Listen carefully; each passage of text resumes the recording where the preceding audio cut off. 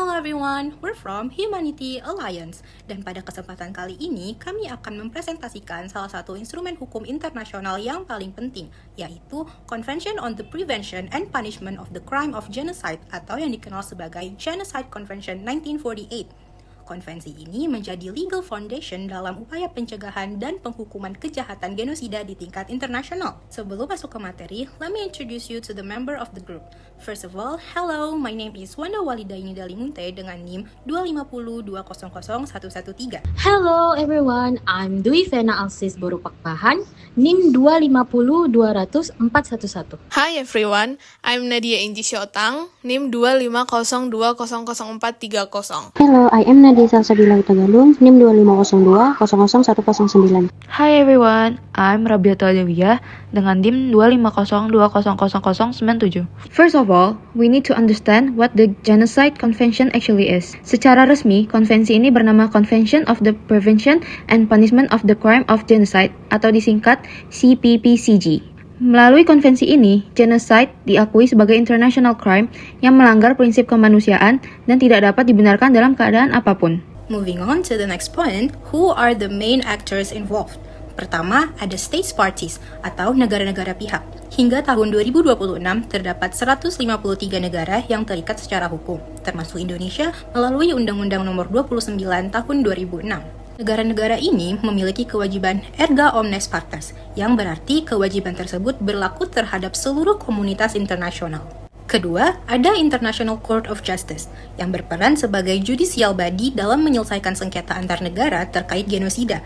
Salah satu contoh penting adalah kasus The Gambia versus Myanmar.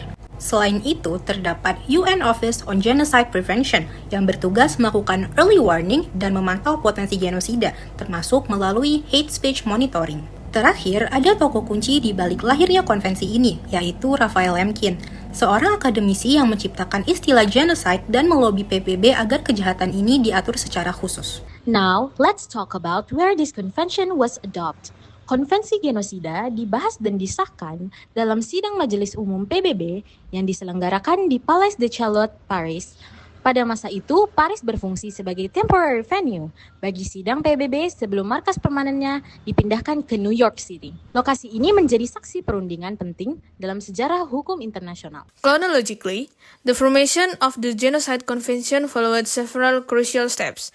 Pada tahun 1946, Majelis Umum PBB untuk pertama kalinya menyatakan bahwa genosida merupakan a crime under international law. Kemudian pada 9 Desember 1948, konvensi ini secara resmi diadopsi oleh PBB. Finally, pada 12 Januari 1951, the convention entered into force setelah memperoleh jumlah ratifikasi yang dibutuhkan.